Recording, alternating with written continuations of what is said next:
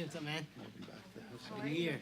Happy New Year, indeed. Thanks for emailing me because I missed that in the inbox. Of course. Yeah. Especially now the Senate. Yeah, the 5 Republicans. And Fetterman. So how does this play into that? Is this the same thing? The House, they like to pass it, but does Donald Trump follow over by resolution sponsored by House Congress? See, but where the representative is pretty clear. And I think Probably you get the bacon or massive. it was a nation, obviously. Unfortunately. I'm all 50. And I think it was and so I think it passes, which is like everything we pass Senate would be controllers. I never give up. Yeah. Suck as shit. Still pissed about that. Change. The very people. Yeah, so. Oh. Correct, okay. Taking photos now? Yeah. That's scary. Got a lot of things happening in the world today, so I'm forced to find the first most true. If you want to take on that, Yeah, man. I'll take some of my phone. Document's good, but no. I'll send it to you. It,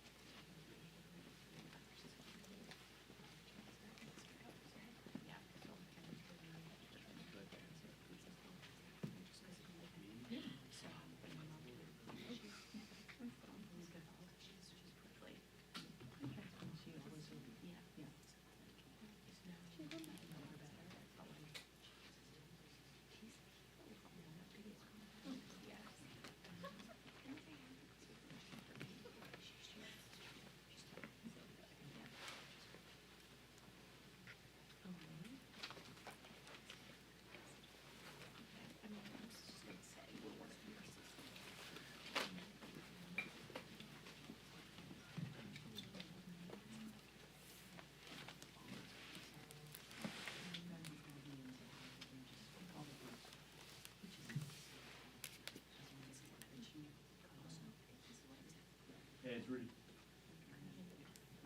Hey, Beth. I am, yeah.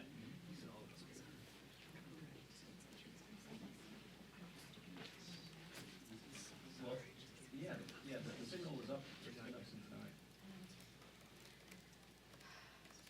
Yeah, with Vincent. With Vincent. No. Yeah.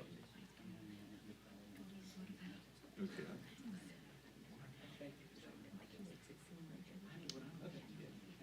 Okay. Yeah, I can. Okay.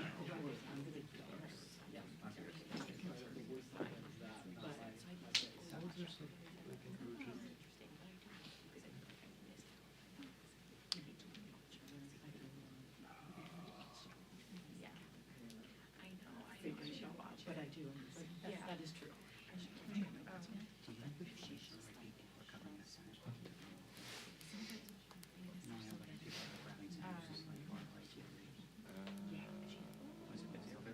I was not over. Oh, you weren't? She's British. I didn't know how big they were. It does look like a lot of staff. sponsoring? Sarah first. Oh, great. There you go. Sarah has that power now. I forgot that Sarah has that power. No, I was not at. Figured I'd give it a few more Yeah, minutes. I was not at the Jeffrey Sherman press because I was watching the Stanley speech.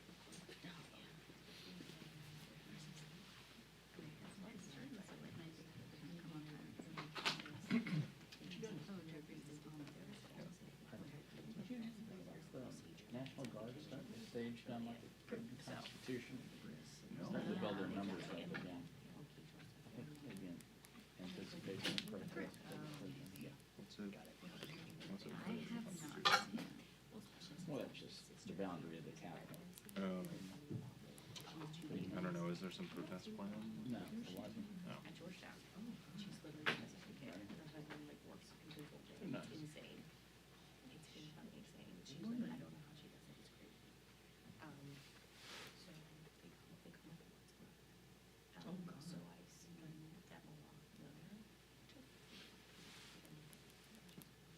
Never heard much more about the young man with the West Virginia National Guard who was shot. Yes, yes, yes. But survived, and thankfully survived. Yeah, I think she's just so right. And it's also really tough.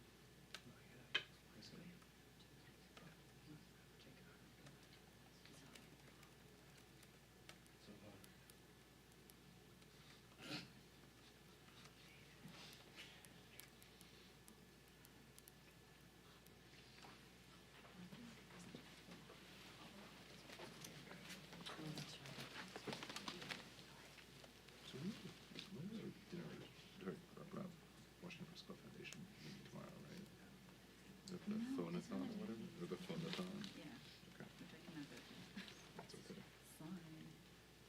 Or is it tomorrow the 9th, 10 to 1:15? Yeah, it's confirmed. I'm gonna try to go, but the problem is, I don't know how votes are gonna factor into that. I don't know, I agree. And then we also have, this is a partial fault, we have the food tasting tomorrow. Oh, Yeah. fun. So fun. I think so. Oh, well. Yeah. Okay. Oh, that's long hours. Have they told you how long it's gonna be? That's what it was like last year. Okay. Is you course every single thing. And then you do all of that. I mean, this is doesn't do food in packs. Yeah. I'll have to do that. I mean, my taste has been miserable, but because I feel like Tia is a self-professed bland food person. Like a no sauce, like.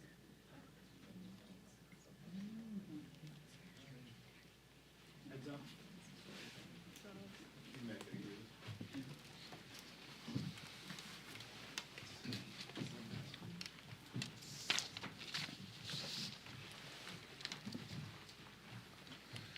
All right, good afternoon, everybody. I'm Congressman Jim McGovern. I want to thank you for being here today. We are all pleased by the results in the Senate. The Senate passed 52 to 47, Senator Kane's joint resolution, which directs the removal of United States Armed Forces from hostilities within or against Venezuela that have not been authorized by Congress. And we would call on Speaker Johnson to bring that bill to the floor so we can have a debate and a vote, and the House could be on record expressing its views on this topic. I'm not under any illusion that the Speaker will do that. He has demonstrated that he is reluctant to bring anything to the floor that is not blessed by the White House. But again, we would ask on behalf of not just Democrats but also Republicans for him to do that. Look, I'm going to keep my remarks very brief here, but I'll begin by saying that in all my years in watching U.S. foreign policy, the one thing I've come to appreciate is that it's easy to get into wars. It's hard as hell to get out of them. And that is exactly why the United States Constitution gives Congress, not the President, not the courts, but Congress, the sole and exclusive power on matters of war and peace. Because the founders wanted the first branch of our government, the people's branch, to have a direct say in whether or not American troops are put in harm's way. This weekend, it's my view that the President launched an illegal and unauthorized attack on Venezuela. We now know that American troops were shot and injured in that attack. We didn't find out until days later. Nobody in Congress was notified before the strike happened or even in the immediate aftermath. Now we know that oil executives were briefed before the Gang of Eight. I've been to 2 classified briefings since then. Quite frankly, those briefings have not been reassuring at all or particularly informative. This isn't about drugs. The administration hardly even mentions that excuse anymore. This isn't about democracy or human rights. They have no plan here. They basically replace one dictator with another. This is about oil. This is about lining the pockets of big oil CEOs at the expense of the people of Venezuela. I mean, for God's sake, we heard yesterday that their plans to put the money they seized from Venezuela oil into offshore accounts. And today, just this morning, the President of the United States said we would be running Venezuela for many years. And I think the American people, quite frankly, are tired of old men like Donald Trump dreaming up costly new endless wars with no clearly defined mission, wars that undermine our standing in the world, and wars that only serve to enrich those at the top and massage Donald Trump's ego. Maduro was a horrible tyrant and a terrible human being. Nobody here disputes that. But when it comes to putting American troops in harm's way, Congress is in charge. And that's not me saying that, it's the Constitution. So I'm here with many of my colleagues who have served our country, who have been in the military, who know what is at stake here, and who are going to talk about why Congress needs to end this before it turns into another costly quagmire. And at this point, I would like to turn to Congressman Joaquin Castro, who's the ranking member of the House Foreign Affairs Committee's Western Hemisphere Subcommittee, for his remarks.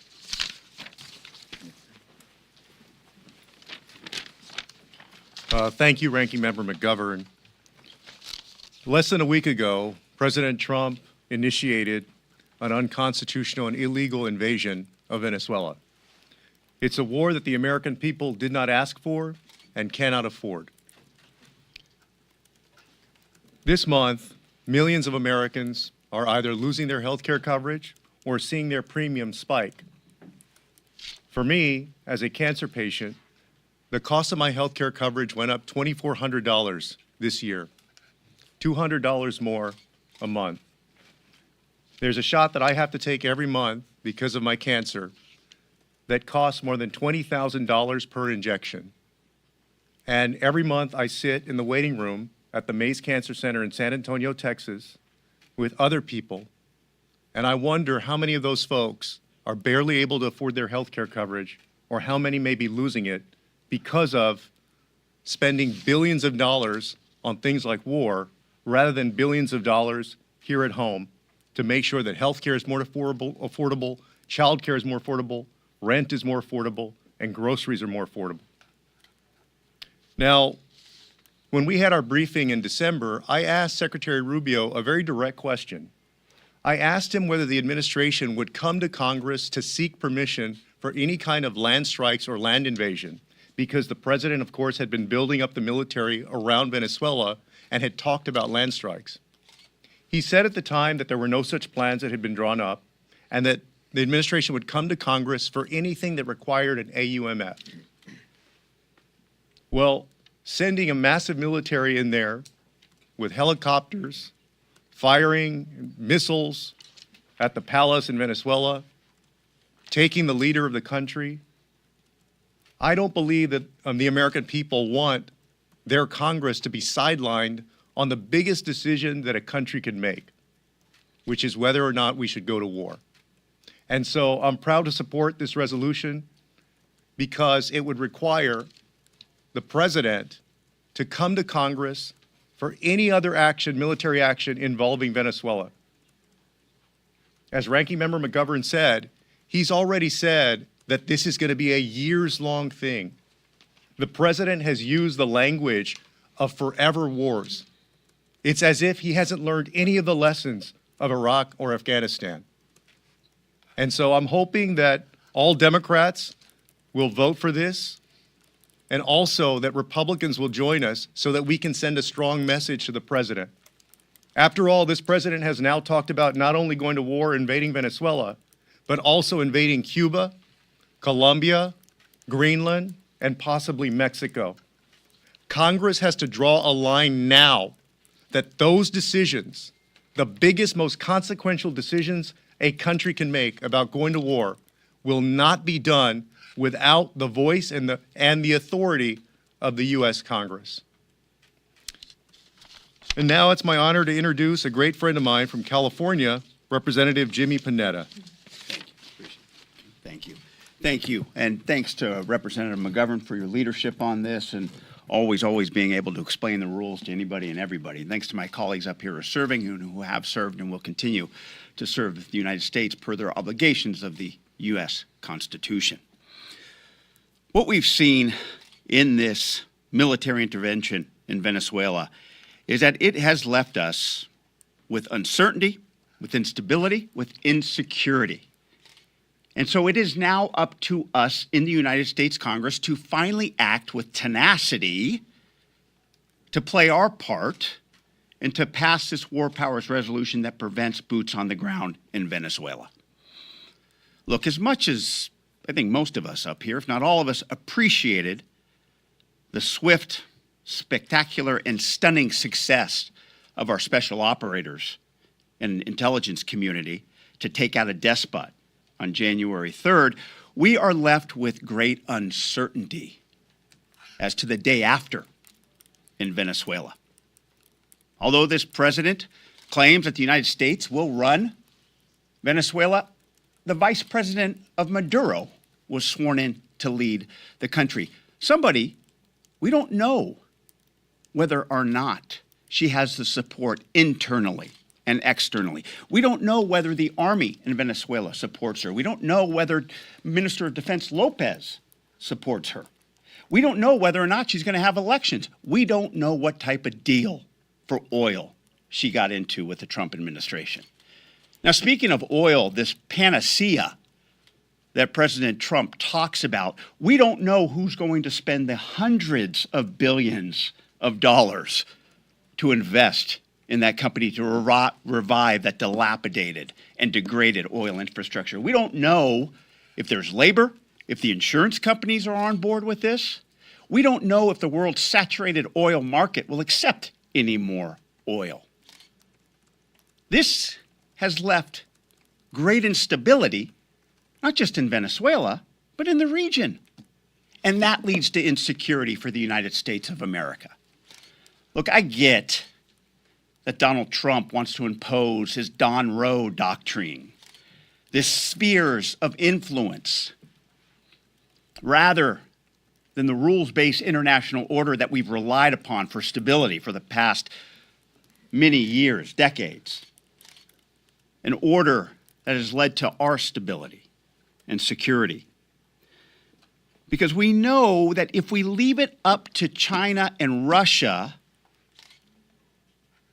to lead in their spheres of influence, they will not just dominate those areas, they will come into our sphere of influence.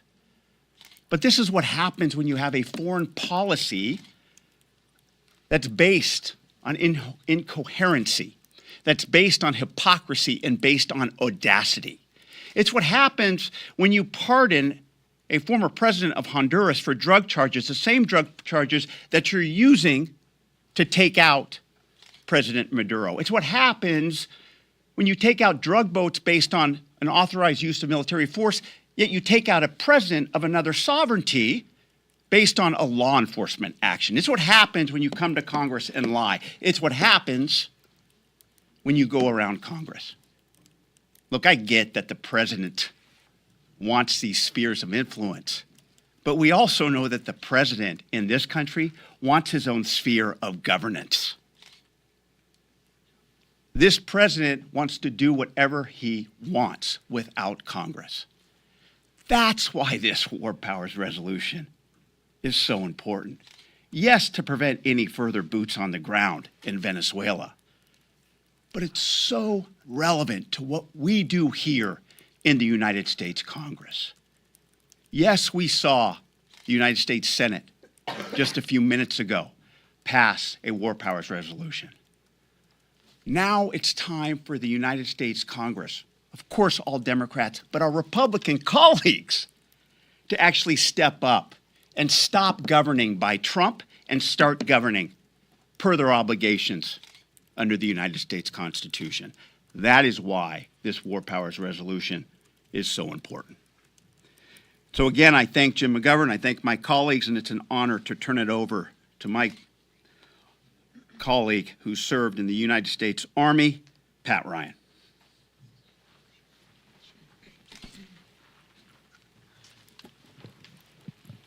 Gotta raise the mic a little, Jimmy. Yeah. Sorry, it's my bad joke. Sorry, go Navy. Anyways, good morning, everyone. It's an honor to be with my colleagues. Many of us, by the way, stood in this spot yesterday with a similar message, and I'm even more proud to be here today with frankly, a similar message. All of us, members of Congress, and especially those that served in the uniform of our nation's military, took an oath. An oath that meant we were willing to give up our life for this country that I love and all of us love, but undergirding that oath is a deep and I would say sacred trust. And that trust has been fundamentally broken by this administration with this action to unlawfully and unconstitutionally begin what is clearly a war. All their other rationale is complete bullshit, complete and utter made up post facto bullshit that keeps shifting over and over again. Marco Rubio and Pete Hegseth again yesterday did what they did before the holidays, which was lied to our faces as members of Congress. More importantly, they lied to the American people, whose representatives we are. They told us the goal then was not regime change. They told us there would be no land attacks, as you heard from Congressman Castro. They said they would come to us for the authorization for use of military force. They didn't even tell us until a few days ago that there were significant and serious casualties. American blood was spilled in Venezuela on January 3rd. Thank God that the pilot and other individuals wounded came home. American blood and treasure has already been spilled and spent in Venezuela without any consultation with the American people, without any case being made, and again, following in lie after lie.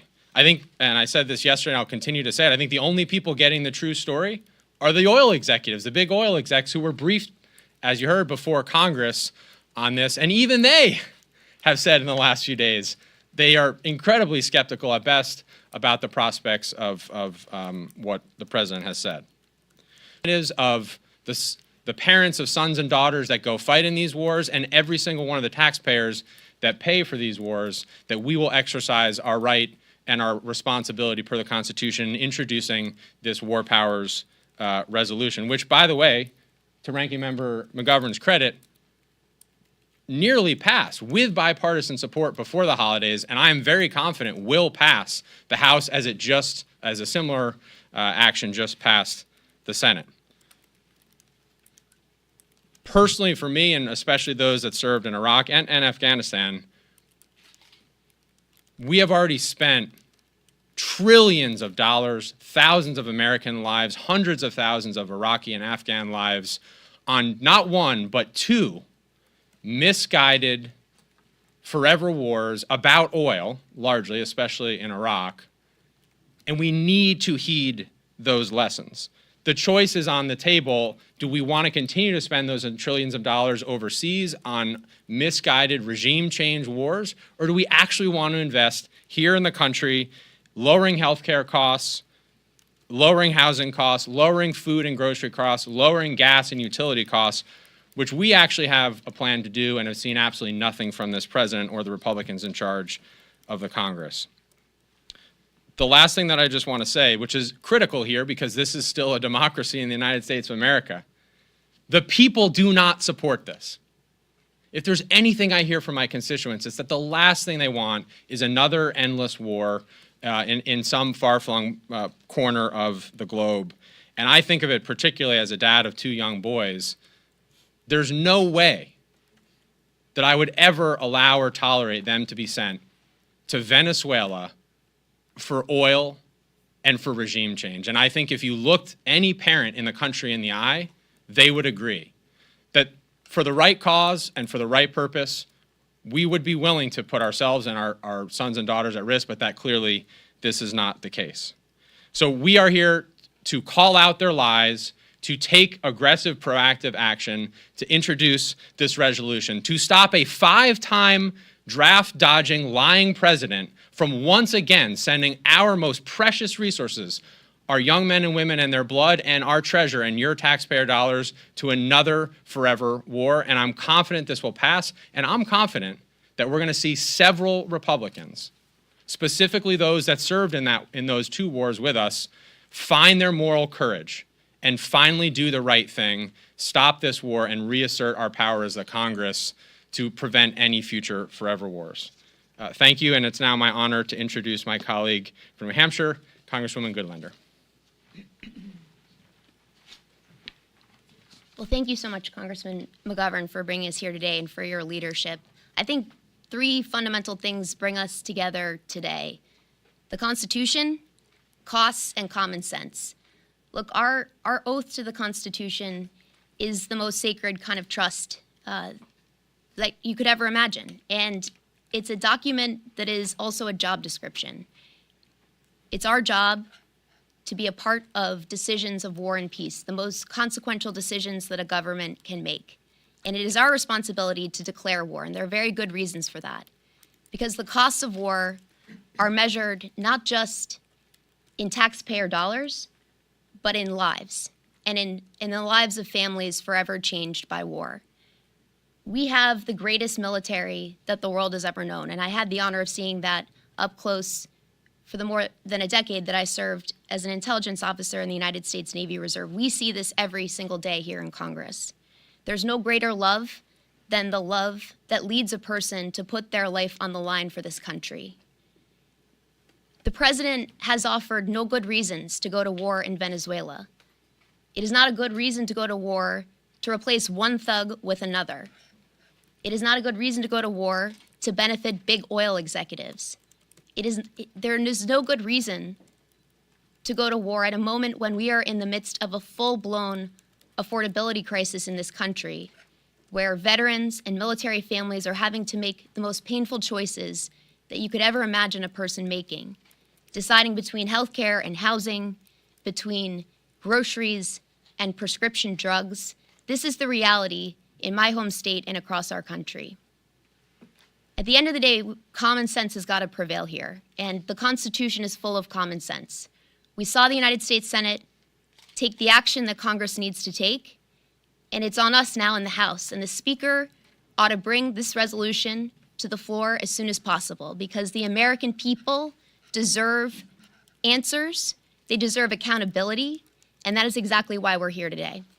So I want to thank you, Congressman McGovern, for your leadership, and with that, I'd love to turn it over to Congressman Jason Crow.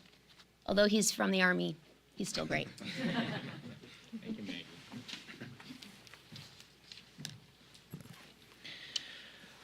As a 3-time combat veteran, I get pretty damn hot when a 5-time draft dodger like Donald Trump and soft-handed elites like Stephen Miller bang the war drums in Washington, D.C., and talk about sending our troops on the ground and how tough they're going to be. Because what I learned years ago as a ranger and a paratrooper is that when the elites here bang the war drums and pound their chest, it's not them or their kids that they're talking about. It's working class kids and folks around this country, people like me and who I grew up with, that have to grab a rifle, get into a helicopter, get into a ship, and do the thing. America is done with that. Americans are done with sending our sons and daughters, our brothers and sisters, to fight endless, quagmire, nation-building wars on behalf of elites and oil executives, and to shed blood year after year after year. As we sat there in Iraq and Afghanistan, every year, the generals and the admirals would say, one more year, one more troop surge, one more new strategy, and we'll figure this out. 20 years later, thousands of American lives and trillions of taxpayer dollars later, they ended in failure. The ghosts of those wars haunt us today. That's what this is about, because nobody can ever tell me that if this body, the United States Congress, had done its job and constantly and every year debated and voted and went back to town halls and high school gymnasiums and Rotary clubs around this country and sat there in front of their constituents and said, this is why you should spend trillions of dollars. This is why we should spend thousands of Americans to go and die, that they wouldn't have ended earlier and differently. This is that moment for the Congress to retake its power and its authority and do its damn job. And if our colleagues are not willing to do their damn job, then they should go home. And if later on, when they're called for a vote, they still aren't willing to do their damn job, then later this year, we will send them home. America has had enough. We are stepping up to lead. We will stop the insanity. Americans deserve affordable health care, good infrastructure, affordable homes, and a strong and smart foreign policy and national security. They do not deserve the endless adventurism and corruption of Donald Trump and his administration. We are here to end it. And with that, my colleague and dear friend from Pennsylvania, who has also honorably served our country, Chrissy Houlihan. Thank you, Jason. I have the distinction of being able to close us up, and I'm really privileged to be able to be here. I'm going to talk a little bit about the ghost of another war. Being a member of Congress gives certain privileges, and every year I have the opportunity to clean the Vietnam Memorial. In a most recent washing of the Vietnam Memorial, I was privileged to see a small picture of a man in uniform next to a woman with a very 1960s hairstyle and a very small little girl leaned up against the Vietnam Memorial. And it looked a heck of a lot like a picture that is in my home of me and my dad and my mom, because I was born before the Vietnam War, and my father went off to the war, returned when I was a couple of years old. And there, but for the grace of God, I could have been that little girl that was in that picture. My dad could have been taken in that war, but unfortunately he wasn't. And so this is a memory, a vision that I hold in my heart all the time about the blood that we shed on behalf of the American people, on behalf of peace and democracy, and the importance that we hold in our hearts when we send our men and women off to war. Whether or not they're fathers, brothers, sisters, mothers, all of those people will come home is really important. Fast forward, 30 years later, actually now 57 years later, I am now the ranking member on the Armed Services Military Personnel Subcommittee. It is my job to think about those men and women, the many, many, many men and women who were being asked to do the hard thing, to give their lives. And it's a privilege to be able to do that. It's a responsibility, a literal constitutional responsibility of ours to do that. And it's why I'm so privileged to be able to be standing here in front of this group of Democratic congressmen and women, forcefully and morally opposing the Trump administration and their order to defend, in order to defend America and to preserve this, our democracy. democracy. A couple of months ago, many who are standing on this stage reminded fellow service members not to follow unlawful orders. You may have remembered that that ended in a death threat to many of us.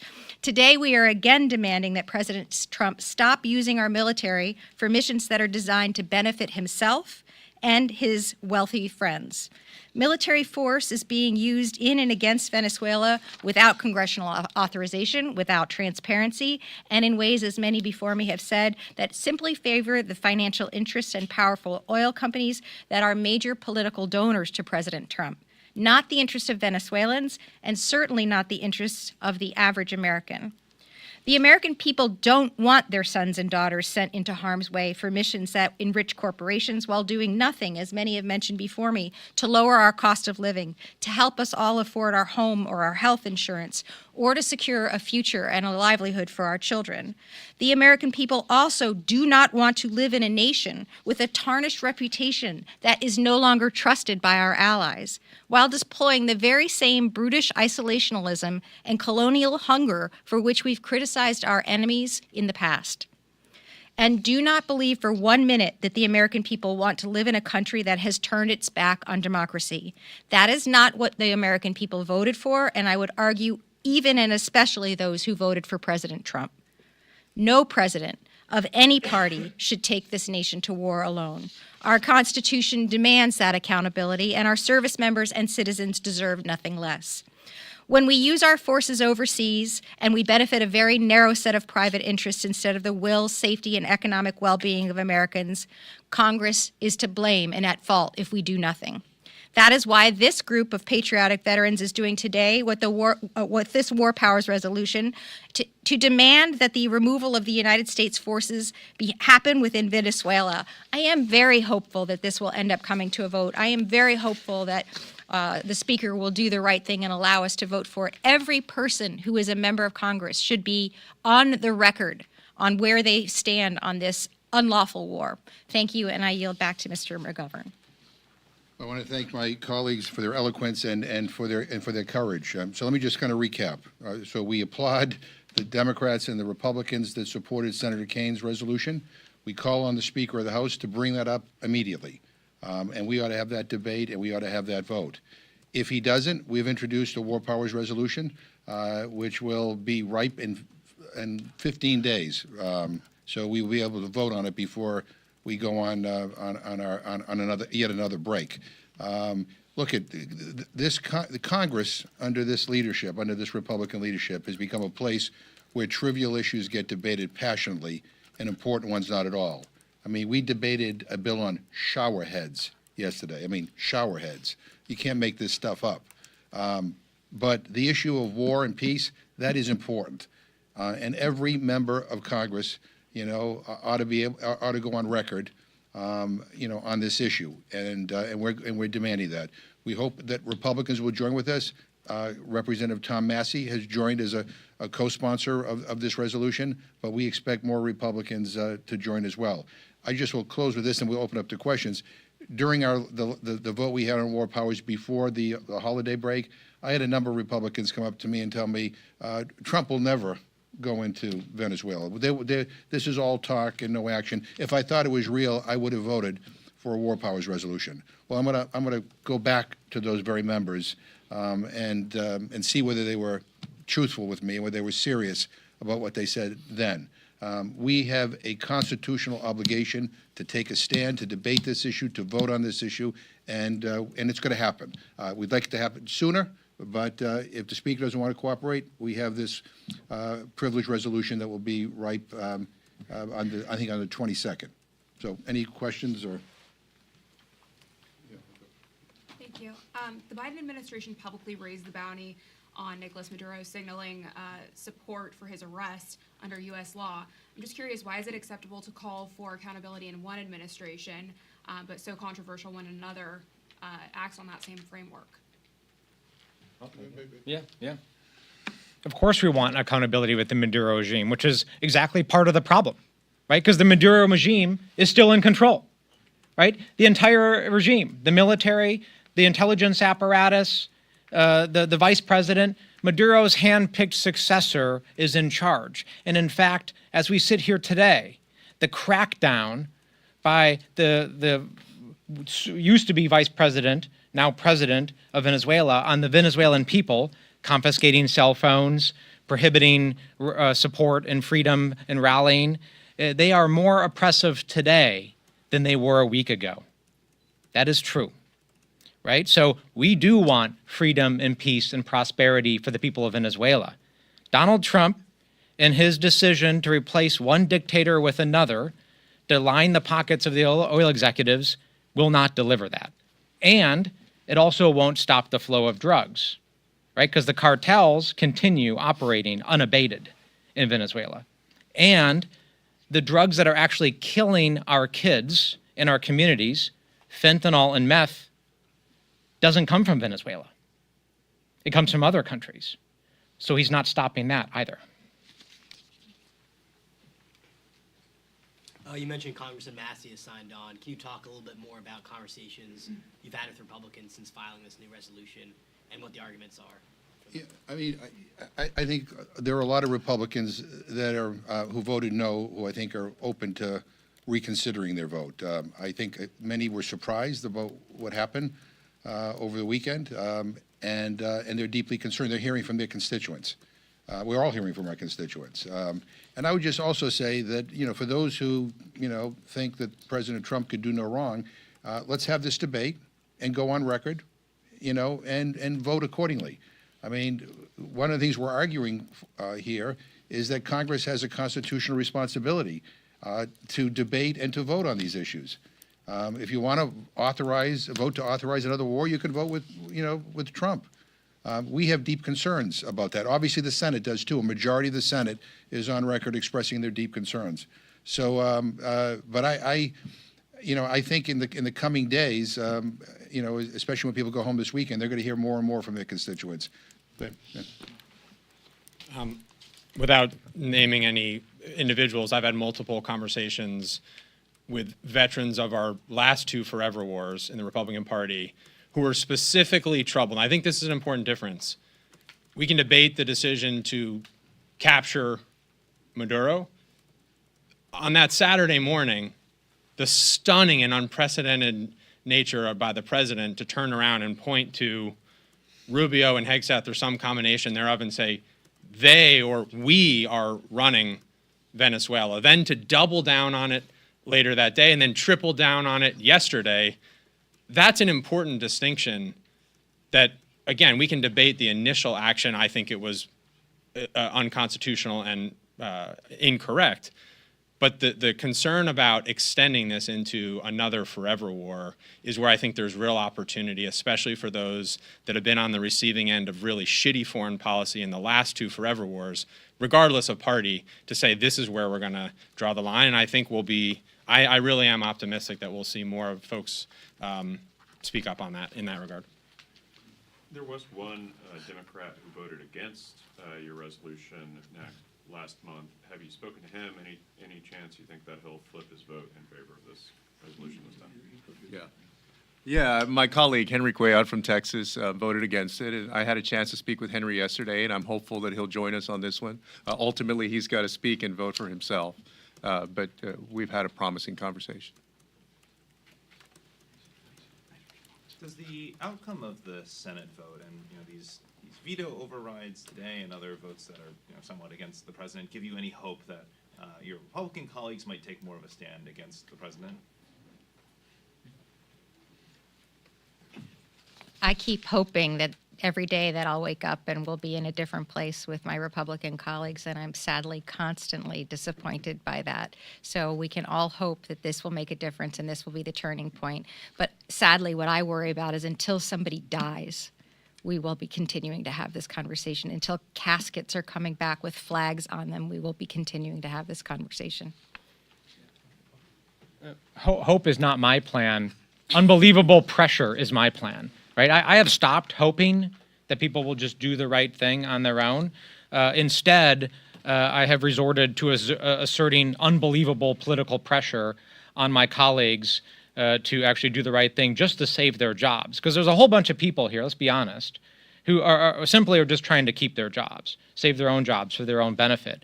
Those people don't have a sense of loyalty to the Constitution, fidelity to the rule of law. I mean, we've seen that glaringly over the last couple of years. So they just need to have pressure put on them. That's why Americans need to speak up, need to show up, need to rally, need to put pressure on their constituents that they're sick of spending, hundreds of billions and trillions of dollars on foolish adventurism with our military, why they're sick of sending their sons and daughters to die overseas and to serve overseas for the benefit of oil executives. Those people continue to speak up and put pressure on them, and if that's not enough, again, we're going to send them packing later this year.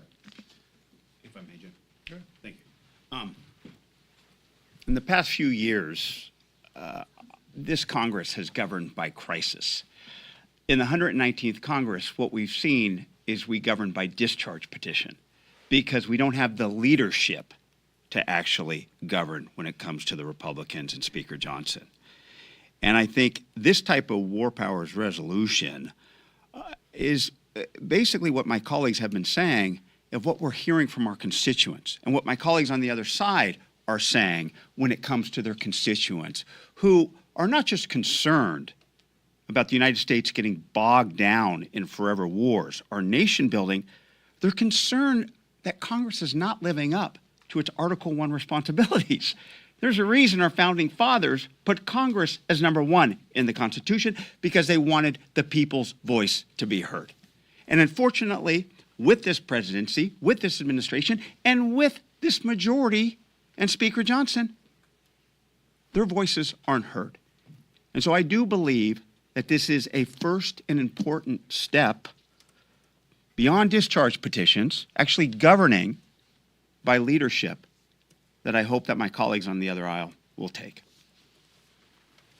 And let me just say, I've been here probably longer than anybody up here, and one of the things that I've come to learn is that courage is not always a prerequisite for serving in Congress. And one of the most disappointing developments in this Trump era has been the number of Republicans who have come up to me on matters, not only on foreign policy, but on domestic matters, and told me that they agree with us, but they can't vote with us. They got a primary, or the president will call them out. And it's disappointing because what are you here for? And we're talking about a war.